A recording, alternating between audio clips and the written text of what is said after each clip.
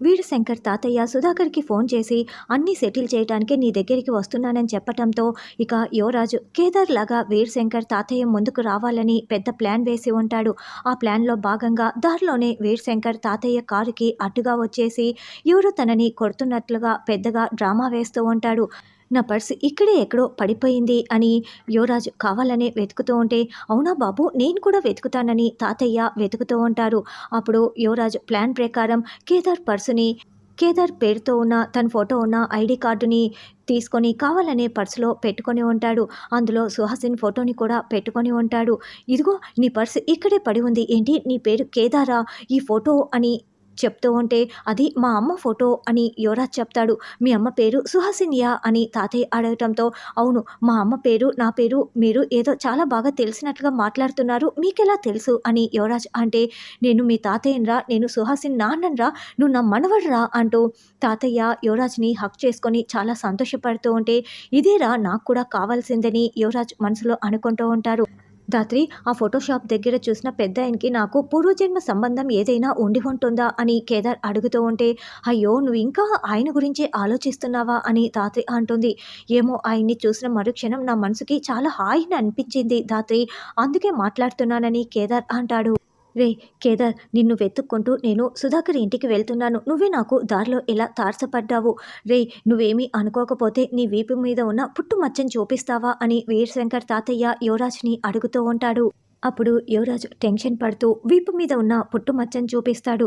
రే కేదార్, నువ్వేరా నా మనవడివి అని తాతయ్య సంతోషపడుతూ ఉంటే, నిషి మన ప్లాన్ సక్సెస్ అని యువరాజు మనసులో అనుకుంటూ ఉంటాడు. రే పదరా ముందు ఆ ఇంటికి వెళ్దాము, ఆ సుధాకర్ పని చెప్తానని తాతయ్య అంటే, వద్దు తాతయ్య, నేను చాలాసార్లు నన్ను కొడుకుగా అంగీకరించమని అడిగాను, కానీ అస్సలు ఒప్పుకోలేదు. పైగా యువరాజ్తో నన్ను కొట్టించారు కూడాను. కాబట్టి మీరు అక్కడికి రానవసరం లేదు, పద మన ఇంటికి వెళ్దాము, మీరు నిజంగా నా తాతయ్యే కదా అని యువరాజ్ అంటే, అవునరా నేను నిజంగా నీ తాతయ్యనే, కానీ ఆ సుధాకర్ అంతు తేల్చే వరకు నేను అసలు వదిలిపెట్టేదే లేదు, రా వెళ్దాం అని కారు దగ్గరికి వెళ్తూ ఉంటాడు. అయ్యో నిషి, ఈ ముసలాడు నా మాట వినలేదు, అర్జెంటుగా నిషికి ఫోన్ చేసి ఆ జగదాత్రి కేదార్లు ఇంట్లో లేకుండా చేయమని చెప్పాలి అని యువరాజు అనుకుంటూ ఉంటాడు.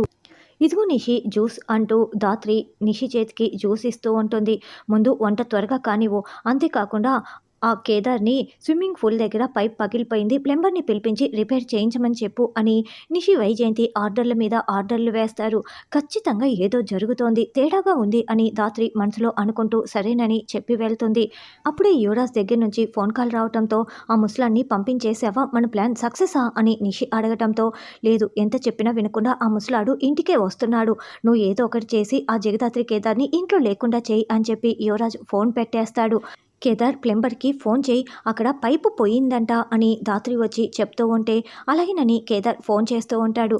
ఇదిగోండి మీరిద్దరూ కూడా ఈరోజు ఇంట్లో ఉండనవసరం లేదు, మీకు కూడా బయట తిరగాలి ఎంజాయ్ చేయాలని ఉంటుంది కదా, కాబట్టి నా కార్డు ఇస్తున్నాను, మీరు సినిమా చూసేసి బయటే తినేసి హాయిగా జాలీగా సాయంత్రం రండి అని నిషి వచ్చి కార్డు ఇస్తూ ఉంటే, అయ్యో చాలా పనులున్నాయి, పైగా మామయ్య గారికి బయట ఫుడ్ కూడా పడదు కదా, మాకు సినిమా చూసే మూడ్ కూడా లేదు, కాబట్టి మేము వెళ్ళమని ధాత్రి కేదార్ చెప్తారు. వెళ్ళమని చెప్తున్నాం కదా అని నిషి వైజయంతి చెప్తున్నా కూడా, లేదు మేము వెళ్ళమని వాళ్ళు తేల్చి చెప్పేస్తారు, ఇంకా ఇక్కడే ఉంటే డౌట్ వస్తుంది అత్తయ్య, పదండి వెళ్దాం అని నిషి వైజయంతి వెళ్ళిపోతారు. ఏమైంది వీళ్ళకి, ఇందాకేమో పని చేయమని తొందర పెట్టారు, ఇప్పుడేమో మనల్ని ఇంట్లోనే లేకుండా వెళ్ళిపోమని చెప్తున్నారు, ఈ మధ్యలోనే ఏదో జరిగింది అని ధాత్రి అంటే, అయితే సాయంత్రం వరకు మనం హాల్లోనే ఉండాలి ధాత్రి, ఎక్కడికి వెళ్ళకూడదు అని కేదార్ చెప్తాడు. ఇదేనా ఆ సుధాకర్ ఇండ్లు, రా కేదార్ లోపలికి వెళ్దాం అని తాతయ్య కారు దిగేస్తాడు. నిషి వాళ్ళని పంపించేశావా అని యువరాజ్ ఫోన్ చేయటంతో, నేను చెప్పినా వినలేదు వెళ్ళలేదు అని నిషి అంటుంది. నేను ఈ ముసలాన్ని నమ్మించి ఇంటికి తీసుకువస్తే నువ్వు చిన్న పని కూడా చేయలేకపోతే ఎలా, ఇప్పుడు అందరూ హాల్లోనే ఉంటే ప్రాబ్లం పెద్దదైపోతుంది కదా అని యువరాజ్ అంటాడు.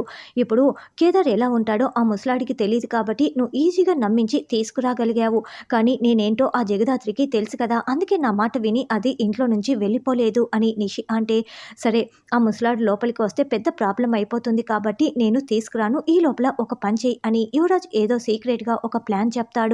రా కేదార్ లోపలికి వెళ్దాము అని తాతయ్య అంటే, లోపల యువరాజ్ అనే పరమ దుర్మార్గుడు ఉంటాడు, అదే ఆ సుధాకర్ ఇంకొక వైఫ్ కొడుకు. వాడు నన్ను చంపేస్తానని చాలాసార్లు మాట్లాడారు.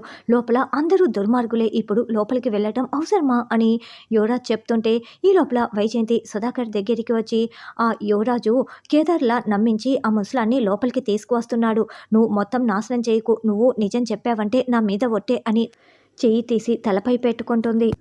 తాతయ్య లోపలికి సాక్ష్యాలు లేకుండా వెళ్ళినా మనమేం చేయలేము. వద్దు తాతయ్య వెళ్ళిపోదాం అని యువరాజ్ అంటే రేయ్ నువ్వు ఈ వీరశంకర్ మనవడిరా.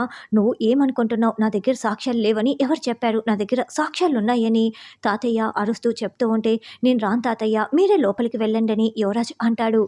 నేను లోపలికి వెళ్తే ఆ యువరాజ్ నన్ను కొడతాడు, కాబట్టి నేను ఇక్కడే ఉంటానని యువరాజ్ అంటే ఏంటి నీపై ఆ యువరాజ్ చేయి చేసుకున్నాడా? ఇప్పుడే వాళ్ళ అంతు చూస్తానంటూ తాతయ్య ఒక్కడే లోపలికి వస్తూ ఉంటాడు. ధాత్రి కేదార్ కౌశికితో హాల్లో నిలబడి మాట్లాడుతూ ఉంటారు. మన ఇంటికి ఎవరైనా వస్తున్నారా అత్తయ్య? మీరు డోర్ వైపే అలాగే చూస్తున్నారే అని ధాత్రి అడుగుతూ ఉంటే అబ్బే అలాంటిదేం లేదు అని నిషి వైజయంతి చెప్తారు. అప్పుడే రేయ్ సుధాకర్ అంటూ తాతయ్య లోపలికి వస్తాడు. వజ్రపాటి సుధాకర్గా నీ అంత చూడ్డానికి వచ్చానని తాతయ్య అరుస్తూ ఉంటే తాతయ్య మీరేంటి ఇక్కడికి ఎలా వచ్చారు?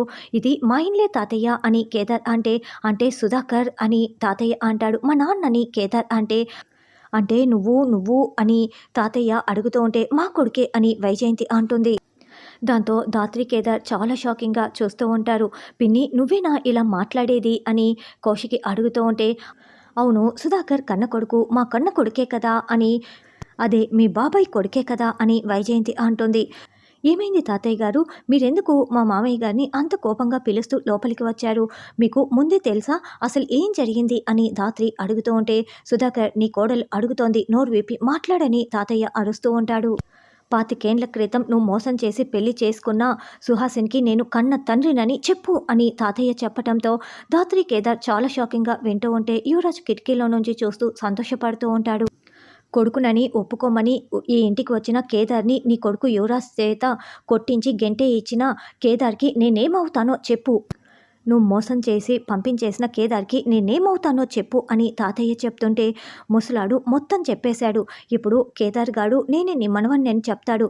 కానీ ముసలాడు కేదార్ మాటలు వినకపోతే నా ప్లాన్ సక్సెస్ అయినట్లే అని కిటికీలో నుంచి చూస్తున్న యువరాజ్ అనుకుంటూ ఉంటాడు. అంటే మీరు కేదార్ వాళ్ళ తాతయ్య వీరశంకర్ గారా అని ధాత్రి అడగటంతో అవునని తాతయ్య చెప్తాడు. అక్క అంటే నా తాతయ్య నన్ను వెతుక్కుంటూ వచ్చాడని కేదార్ చాలా సంతోషపడుతూ ధాత్రి నేను చెప్పానా రోడ్డు మీద తాతయ్యని చూసినప్పుడే నా మనసుకి ఎక్కడో తెలిసిన వ్యక్తిలా అనిపిస్తున్నాడని నేను చెప్పానా అని చాలా ఆనంద బాష్పాల్ని కారుస్తూ ఉంటాడు.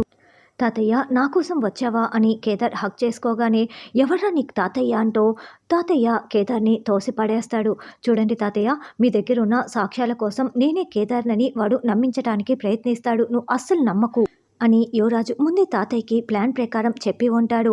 కిటికీలో నుంచి చూస్తూ నిషి వైజయంతికి ఎస్ మన ప్లాన్ సక్సెస్ అని తంబు చూపిస్తూ ఉంటాడు. ఎవర్రా తాతయ్య అని నిలదీస్తూ ఉండటంతో నేనే మీ అసలైన మనవన్ని అని ధాత్రి కేదార్ ఎంత చెప్తున్నా కూడా తాతయ్య అస్సలు నమ్మకుండా రే నువ్వు ఇలా మోసం చేస్తావని నాకు ముందే తెలుసురా, నా మనవడు నాకు ముందే చెప్పాడు, నీ ప్రాణాలు తీసేస్తా జాగ్రత్త అని కేదార్కి వేలు చూపిస్తూ తాతయ్య వార్నింగ్ ఇస్తూ ఉంటాడు. కౌశికి చాలా షాకింగ్గా చూస్తూ ఉంటే సుధాకర్ నోరు మెదపకుండా కూర్చొని ఉంటాడు. నిషి వైజయంతి చాలా సంతోషపడుతూ ఉంటారు.